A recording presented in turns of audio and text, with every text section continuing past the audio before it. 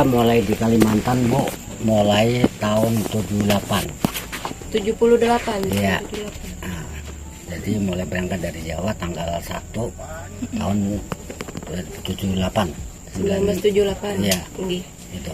Langsung di lokasi sini atau bagaimana Pak sebelumnya? Nah, pertama Bu, kita mengikuti apa ya, namanya transmigrasi dulu, angkatan PIR, waktu pabrik gula. Jadi lalu di sana itu sampai 2006 Bu, di daerah Tanjung Bajuin.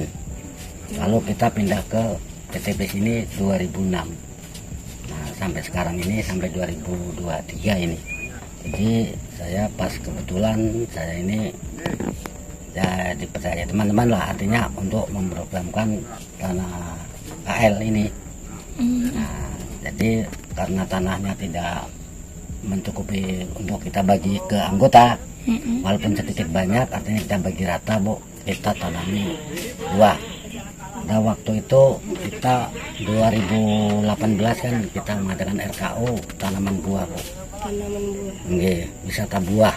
Jadi gunung kita ini dan Marwan ini sudah masuk wisata buah. Tadi Pian di sini sebagai? Kita sebagai KUPS Kultura. Jadi ketuanya nggih.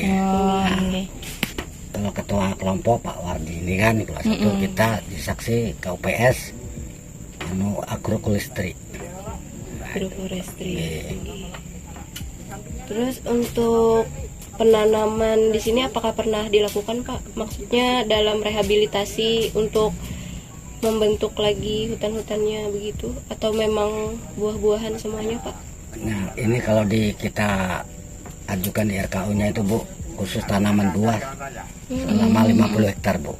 50 hektar? Iya, jadi alhamdulillah ini pas ada program lagi yang dibantu oleh Bapak dosen ini. Nah, jadi istilahnya buah tanaman itu bisa serempak Bu. Kalau awal-awalnya dari KPH itu kan tidak serempak Bu, karena bibit beli sendiri kan. Ini alhamdulillah saya bersyukur benar karena ada bantuan dari sana itu, dari Rehabdas itu kan. Jadi buah-buah itu bisa kompak. Makanya besar kecilnya nggak merata, karena apa? Ada yang tanaman dulu, ada yang baru program ini kan baru 2 tahun jalan. Tapi alhamdulillah ya sudah, anggaplah 85% Bu yang terkelola ini, yang diketuai Bapak Wardi ini kan.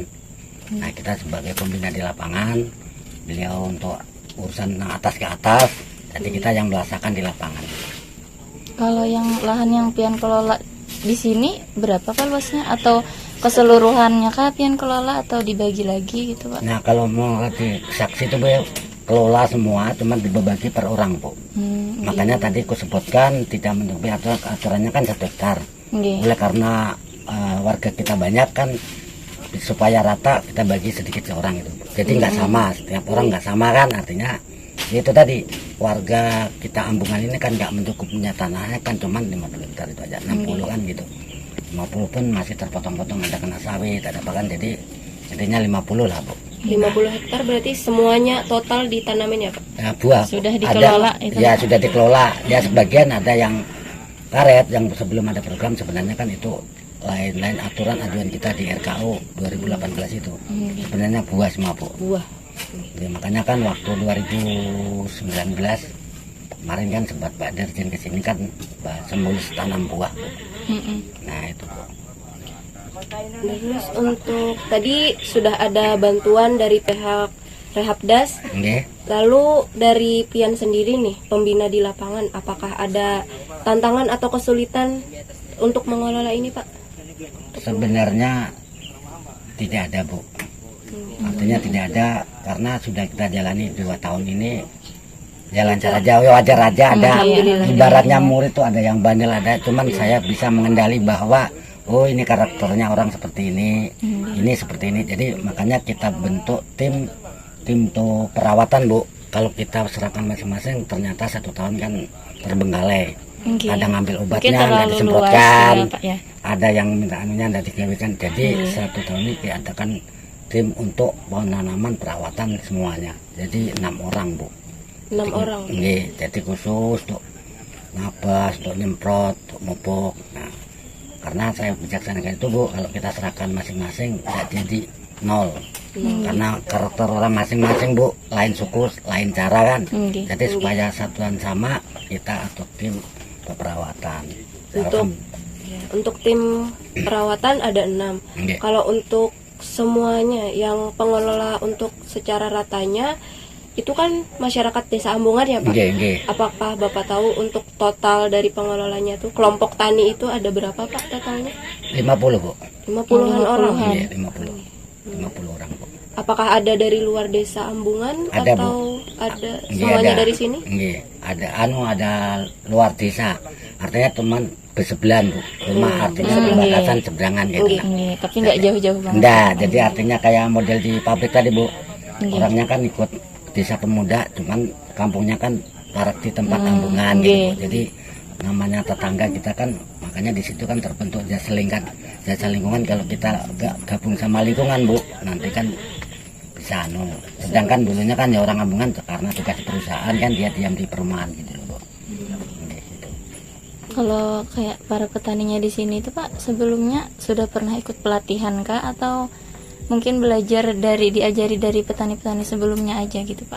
Nah, sudah mengikuti pelatihan Bu. Kedua, sedikit banyak sudah ada pengalaman juga, artinya sambil apa Bu ya, sambil pelatihan, artinya yang kekurangannya dari asli pribadi gitu. Yang belum jadi bisa cuman cara-cara dari PPL apa kayak ini sudah ada Bu. Memang sudah ada sebelumnya. Jadi sudah cara untuk mengatasi hama ini atau pemupukan ini, cara tanam seperti ini kan ada Bu.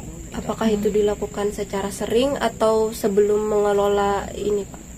Nah, acara itu Bu sebelum mengelola ya pelatihannya. Jadi pelatihannya. Jadi cara-cara untuk misalkan tanam durian jarak berapa, tanam apoket jarak berapa meternya kan. Jadi cara-caranya sudah dipelajari dulu Bu. Iya betul. Nah, kalau boleh nanya Pak, kayak dari ini kan kebun buah kan Pak ya? Hasil-hasilnya itu apakah untuk dijual atau untuk dikonsumsi para petani itu sendiri itu gimana Pak? Nah itu Bu, masalah hasil terutama kan untuk kebutuhan rumah tangga dulu, artinya konsumsi dijualkan. Satu untuk misalkan teman yang jauh dan sebagainya kan, misalkan mengunjungi kebun istilahnya kan oleh-olehnya kan itu, baru kelebihannya istilahnya baru dinilaikan rupiah. Nah itu.